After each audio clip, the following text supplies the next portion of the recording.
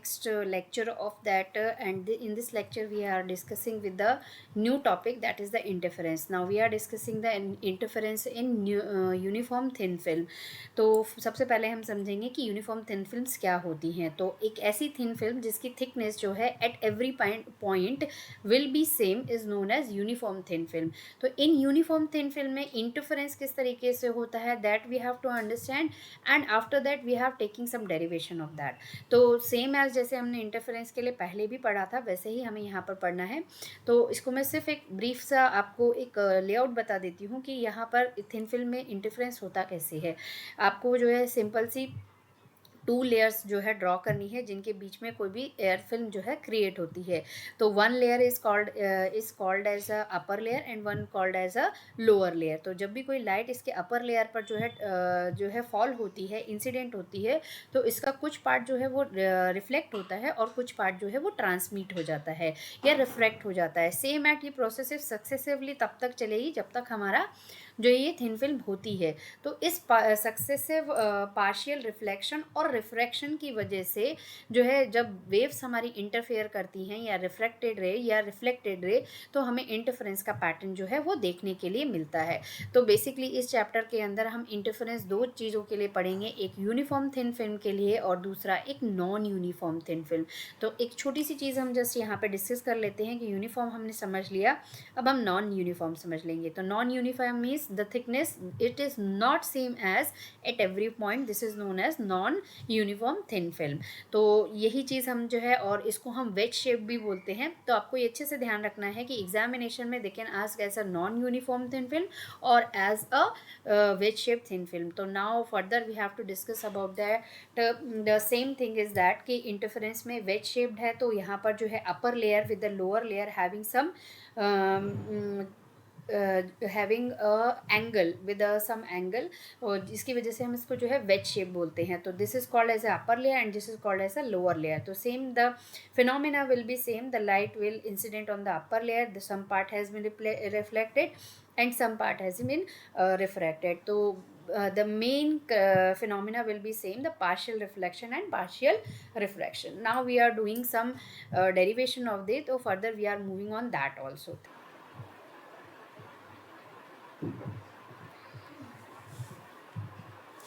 जब हम लोग इंटरफेरेंस इन यूनिफॉर्म थिन फिल्म की अभी हम लोगों ने डेफिनेशन जो है समझी, तो अभी हमने वहाँ पर देखा था कि आपको जो है फाइंड आउट करना था कि मैंने एक इक्वेशन शो की थी जो है पाथ डिफरेंस की, टोटल पाथ डिफरेंस की. तो वो अब with the help of derivation जो है हम यहाँ पर समझने जा रहे हैं. तो हमारा टॉपिक का नाम हुआ interference due to thin film of uniform thickness. तो मैंने आपको ऑलरेडी अभी बताया कि हमें जो अब इंटरफेरेंस है वो 2 तरीके से पढ़ना है. थिन फिल्म के लिए एक यूनिफॉर्म और एक नॉन यूनिफॉर्म.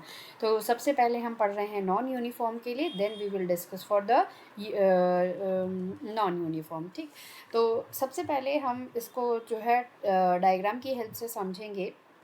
हम यहाँ पर एक जो है यूनिफॉर्म थिन फिल्म कंसीडर कर रहे हैं, जैसे आपको फिगर में दिख रहा होगा, और इसकी जो थिकनेस है वो है टी. ठीक है. और इस थिकनेस के साथ साथ इसका अपर लेयर है GH और लोअर लेयर है G1 और H1. तो अब जब जैसे ही हमने देखा कि यूनिफॉर्म थिन फिल्म में जो है हमें इंटरफेरेंस समझना है, तो सबसे पहले एक रे ली है हमने AB, जो कि इंसिडेंट हो रही है at point B on the GH surface, और GH सरफेस इसका अपर सरफेस है. ठीक है. तो एट पॉइंट B इसका कुछ पार्ट क्या हो गया, ट्रांसमिटेड हो गया in the direction of BR1, और एट पॉइंट B पर ही इसका कुछ पार्ट जो है वो जो है रिफ्रैक्ट हो गया in the direction of BC. ठीक है. ये जो कि आपको क्लियरली इस डायग्राम में दिख रहा होगा. Once again at point C पर पहुंचकर अगेन इसका कुछ पार्ट जो है वो क्या हो जाएगा, रिफ्लेक्ट हो जाएगा in the direction of CD, जो कि आपको दिखाई दे रहा होगा, और जो है कुछ पार्ट अगेन जो है कुछ जो है ट्रांसमिट हो जाएगा और रिफ्लेक्ट हो जाएगा इन द डायरेक्शन या along the direction of CT1 dash. ठीक. Now at the point D, the some part of the reflected light again moving into the direction of DR1 dash, and again at the D point some part has been reflected and some part जो है refract होकर जो है F point पे पहुंचेगा, again F point पे, यही procedure continuously successively होती चली जाएगी। तो from the figure we can see that कि जैसे ही कोई एक रे ए बी इंसिडेंट हो रही है हमारे अपर सरफेस के ऊपर, तो यहाँ पर कंटिन्यूसली पार्शियली रिफ्लेक्शन और पार्शियली रिफ्रैक्शन जो है वो होता चला जा रहा है। Due to this partial reflection और पार्शियल रिफ्रैक्शन आपको यहाँ पर दो सिस्टम यानी जो है दो सिस्टम क्रिएट होते हैं। One is called the reflected system and second one is called the transmitted system. तो जो रे हमारी BR1 और जो DR1 है, when these two ray are interfere to each other, they will give a interference pattern the same as in the transmitted system. The CT1 and the FT2 both will be both transmitted rays are interfere to each other, they will show a interference pattern. तो we can say that कि हमें यहाँ interference जो है किस तरीके से देखने के लिए मिल रहा है। तो ये हमें डायग्राम से समझ में आ गया। अब हमें निकालना है कि वी कैन सी दैट कि यहाँ पर जो BR1 रेज है और जो DR1 रेज है, इन दोनों ही रेज में आपका ये मैं यहाँ से जो है एक अब मैंने एक पॉइंट D है, इस D से एक जो है परपेंडिकुलर ड्रॉ किया और इसको नाम दिया मैंने E। तो ये जो DE है दैट इज शोइंग कि यहाँ से यानी ER1 से DR1 तक का जो वेव का जो पाथ है that will be the same. The extra path will be travel with this ER1 is BE, BC and BD।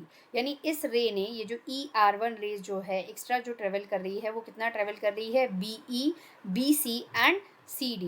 तो ये जो टोटल पाथ डिफरेंस आया है इन दो रेस के अंदर, ये हमें जो है फाइंड आउट करना है। तो मेन चीज़ हमें जो है मेन एम समझ में आ गया कि हमें इंटरफेरेंस इन थिन फिल्म में जो है इन दोनों रेस यानी रिफ्लेक्टेड रेस में R1 और R2 के बीच का total path difference find out करना है। तो अब हम पहले इसका टोटल पाथ डिफरेंस जो है लिखने से पहले थोड़ा सा फिगर को और जो है हम समझाकर जो है एक्सप्लेन करती हूँ। अब आप देख सकते हो कि यहाँ पर मैं यहाँ पे ये पोर्शन पे पहुँच रही हूँ, तो यहाँ पे आपको दिख रहा होगा, मैं थोड़ा सा इसको इंक्रीज़ करती हूँ, तो आपको दिख रहा होगा delta. Delta is showing the path difference, जो कि प्रीवियसली स्कूल में आपने 12th में पढ़ के रखा होगा कि इसको हम डिनोट करते हैं पाथ डिफरेंस से। तो ये जो पाथ डिफरेंस है that is mu BC + CD - BE। अब ये कैसे आया that we have to understand from the figure. जो ये जो रेज है वो एक्स्ट्रा कितना ट्रेवल कर रही है, BE, BC एंड CD। लेकिन जो BC और CD है that is travel inside the film. तो इसके लिए हमने इसका रिफ्रैक्टिव इंडेक्स और इस जो है फिल्म का रिफ्रैक्टिव इंडेक्स हमने कंसीडर किया है म्यू। तो mu into BC + CD in the film and -BE in the air. और एयर का रिफ्रैक्टिव इंडेक्स 1 होता है, इसलिए हमने यहाँ पर सिर्फ रखा है यहाँ पर BE, यानी μ0 को हमने 1 कंसीडर कर लिया है। एज वी नो दैट कि refractive index of air is be one. तो हमें जो है एग्जैक्टली क्या फाइंड आउट करना है, we have to exactly find out this path difference. Wait, ये हमें पाथ डिफरेंस जो है यहाँ पर फाइंड आउट करना है। और इस टोटल पाथ डिफरेंस को फाइंड आउट करने के लिए हमें 3 चीज़ों की ज़रूरत यानी 3 क्वांटिटीज़ ज़रूरत होंगी। पहली होगी BC, दूसरी होगी CD और तीसरी होगी BE। ये जो तीनों चीज़ों को फाइंड आउट करने के लिए हमको अब डायग्राम की हेल्प लेनी पड़ेगी। तो सबसे पहले हमें निकालना है BC और CD। तो बट ऑब्वियस है BC एंड CD को फाइंड आउट करने के लिए पहले थोड़ा हम डायग्राम को और अच्छे से जो है बना लेंगे। अभी तक मैंने इतना पार्ट आपको समझा दिया। नाउ एट पॉइंट B हमने जो है यहाँ पर एक नॉर्मल ड्रॉ किया है जिसको हमने नाम दिया है NQ। Due to this NQ normal this will showing the angle of incidence. जब ये I है तो this portion is also as I। अब ये जो कि नॉर्मल है तो ये क्या शो करेगा, एंगल ऑफ रिफ्रैक्शन R।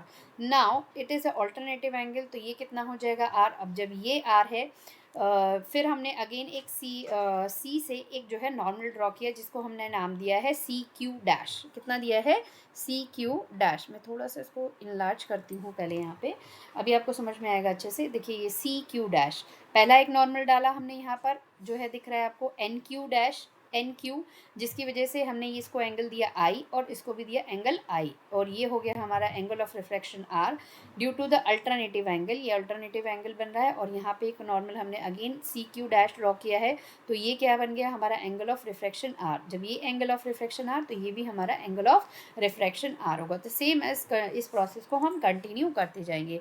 अब चूंकि हमें total part difference find out करने के लिए पहली जो क्वांटिटी चाहिए that is B C and C D.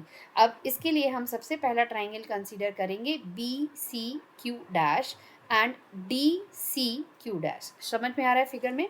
आपको अच्छे से दिख रहा होगा कि हम यहाँ पे बी सी और सी डी को फाइंड आउट करने के लिए दो ट्राइंगल कंसीडर कर रहे हैं। कौन सा?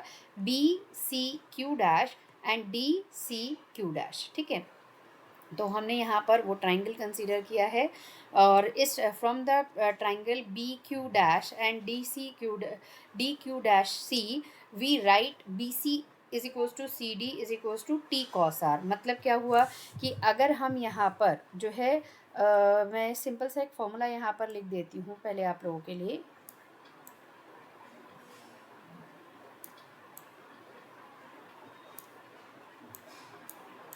जो कि आप लोग को पहले भी पता होगा, तो अभी ये जस्ट हमें हेल्प करेंगे समझने में कि हमने इसको किस तरीके से निकाला। ठीक है, तो पहला ट्राइंगल मैंने यहाँ पे लिया है बी सी क्यू डैश। ठीक है, दिख रहा होगा आपको बी सी क्यू डैश, और इसमें मैंने एंगल लिया है कॉस आर। अब कॉस आर लिया है दैट मीन्स क्या हो गया, बेस अपॉन हाइपोटेनस, यानी बीच वाला पार्ट बेस अपॉन हाइपोटेनस। तो बेस क्या हुआ, इस अगर हम कॉस आर एंगल ले रहे हैं तो बेस हमारा हुआ सी क्यू डैश, और जो है हाइपोटेनस हुआ हमारा बी सी। ठीक है, ये हो गया हमारा बेस यानी C Q dash upon B C. तो same as thing we have to write down here. देखो यहाँ पे लिखी है हमने B C is equals to, अब ये टी कैसे कर दिया, क्योंकि हमारी ये जो सी क्यू डैश है that is showing the thickness of the film, और जो थिकनेस है हमने क्या कंसीडर करी है यहाँ पर टी। तो इस सी क्यू डैश को हमने डायरेक्टली चेंज कर दिया टी के अंदर। तो कॉस आर यहाँ से बी सी की वैल्यू क्या निकल आ जाएगी, टी के जो है आपको मैं यहाँ पर एक चीज़ समझाती हूँ कि जो है हमने पहले ट्राइंगल लिया बी सी क्यू डैश। ठीक है, एक second,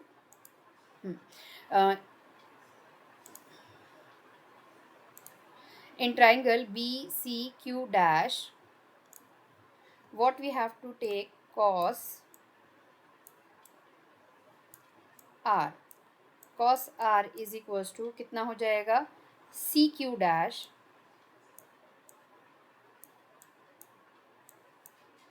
upon BC। C Q dash upon B C Q, क्योंकि बेस अपॉन हाइपोटेनस। तो सी क्यू को हम क्या लिख सकते हैं, टी, और बी सी को लिख सकते हैं हम as it is B C. तो यहाँ से बी सी की वैल्यू कितनी आ जाएगी हमारी, बी सी की वैल्यू आ जाएगी हमारी is equals to T upon cos. अब चूंकि ये दोनों ही जो है आइडेंटिकल ट्राइंगल है तो B C is equals to C D, तो यानी बी सी की जो वैल्यू हमने टी अपॉन कॉस आर निकाली वही हमारी सी डी की वैल्यू हो जाएगी। ठीक है, तो ये चीज़ हमने नीचे जो है डिफाइन की है यहाँ पर आपको।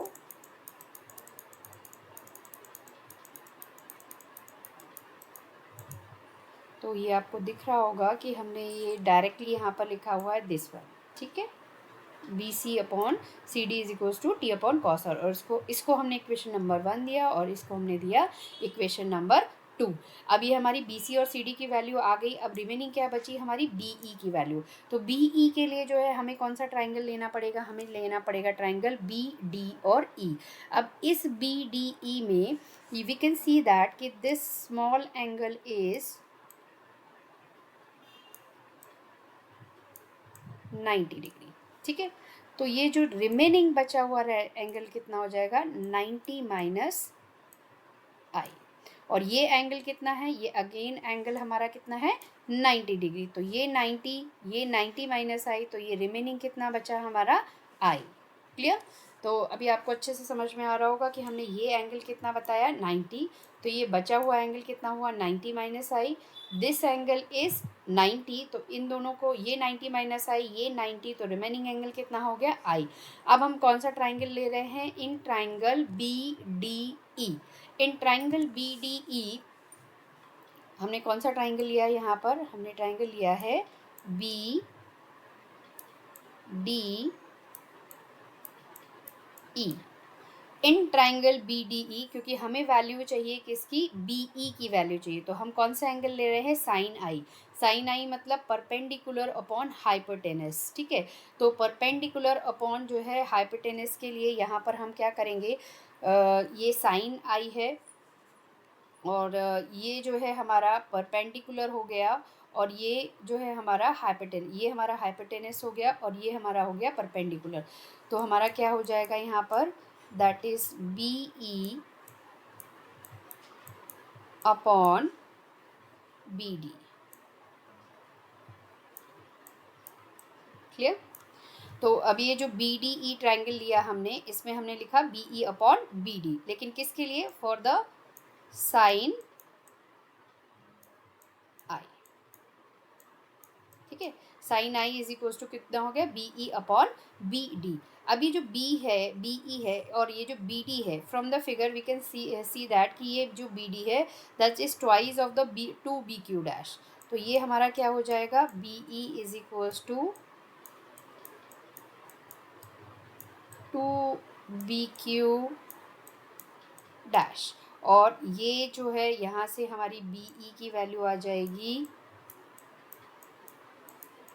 Sign i to B Q dash.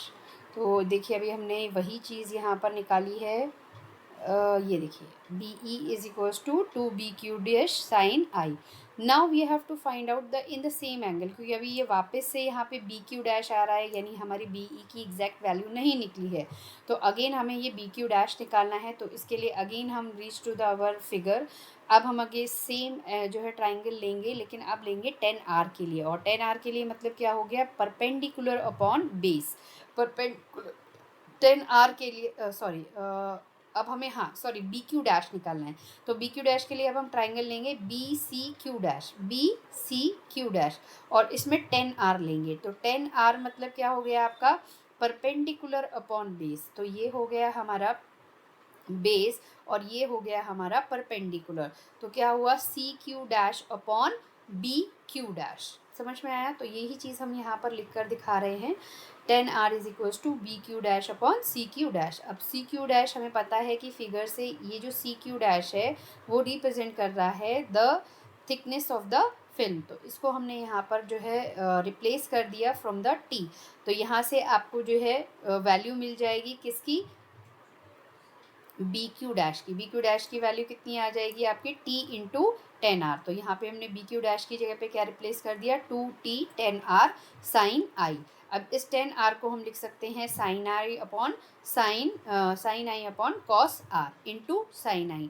अब वी नो दैट कि sine i upon sine r is equal to mu, ये स्नेल्स लॉ होता है। तो यहाँ से साइन आई की वैल्यू आ जाएगी हमारी mu sine r. Now this mu sine r will place in the place of sine i. इस साइन आई की जगह पे हम ये जो है म्यू साइन आर रिप्लेस कर देंगे। जैसे ही म्यू साइन आर को हम यहाँ पर रिप्लेस करेंगे तो इक्वेशन बन जाएगी 2 mu T sine square R upon cos R. This the equation number 3। तो अभी तक हम लोगों ने जो है 3 इक्वेशन बनाई। पहली इक्वेशन में हमने टोटल पाथ डिफरेंस लिखा है, सेकेंड इक्वेशन में हमें जो बी सी और सी डी की वैल्यू चाहिए थी वो लिखी है, और थर्ड इक्वेशन जो है फाइनल इक्वेशन है जिसमें हमने बी ई की वैल्यू को फाइंड आउट किया है। तो थर्ड इक्वेशन में हमारी बी ई की जो वैल्यू आई है वो आई है 2 mu T sine square upon are.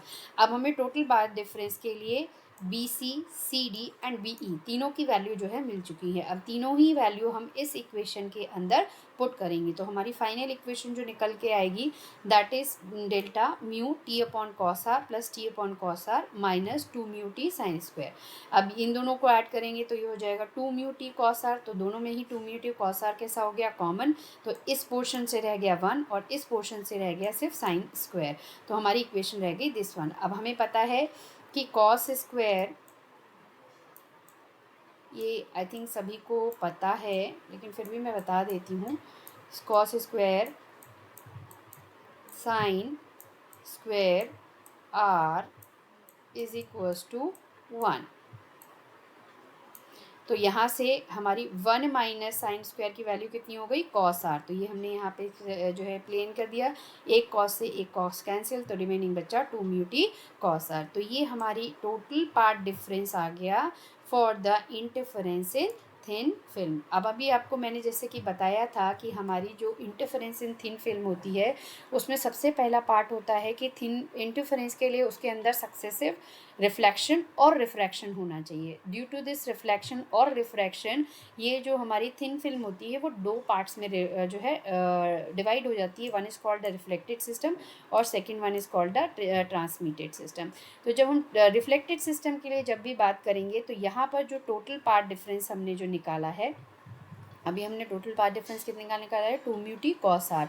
तो इससे हमें एक चीज़ पहले ये कंक्लूड होती है फ्रॉम दिस जो है इक्वेशन, ये कंक्लूड होता है कि पाथ डिफरेंस जो होता है वो किस पे डिपेंड कर रहा है, उस थिन फिल्म की थिकनेस यानी टी पर और एंगल ऑफ रिफ्लेक्शन पर, और जो है म्यू यानी फिल्म की जो है रिफ्रैक्टिव इंडेक्स के ऊपर। तो इन तीन चीज़ों पे हमारा जो है टोटल पार्ट डिफरेंस जो है वो डिपेंड होता है। अब हम पहले जो है इस टोटल पार्ट डिफरेंस को फाइंड आउट करेंगे फॉर द जो है रिफ्लेक्टेड सिस्टम के लिए।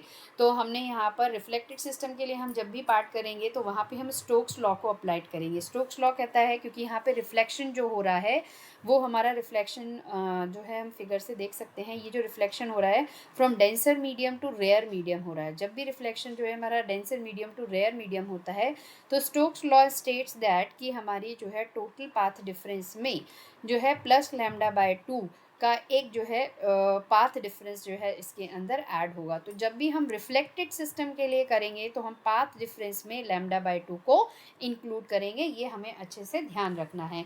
तो सबसे पहला पार्ट हम क्योंकि रिफ्लेक्टेड सिस्टम के लिए कर रहे हैं तो हमने डेल्टा को कंसीडर किया 2 mu T cos R plus lambda by 2। अब चूँकि ये क्वेश्चन मैंने ऑलरेडी आपको पहले बताया कि इंटरफेरेंस इन थिन फिल्म जो है पहले पूछा जाता है कि for the find out the total path difference. तो हमने टोटल पाथ डिफरेंस निकाला। अब वो जो है पूछा जाएगा condition of maxima and minima. तो कंडीशन ऑफ मैक्सिमा और मिनिमा फॉर इंटरफेरेंस हमने ऑलरेडी पहले से 12th में पढ़ के रखी हैं। तो मैक्सिमा के लिए होती है एन लैम्डा। अब चूंकि ये एन लैम्डा है और ये भी एक पार्ट डिफरेंस है तो दोनों को हम कंपेयर करेंगे। तो यहाँ कंपेयर करने से 2 mu T cos R plus lambda by 2 is equals to N lambda. तो हमारी यहाँ पर condition of maxima for the thin film in reflected system जो है निकल के आएगी 2n माइनस 1 लैम्डा बाय 2।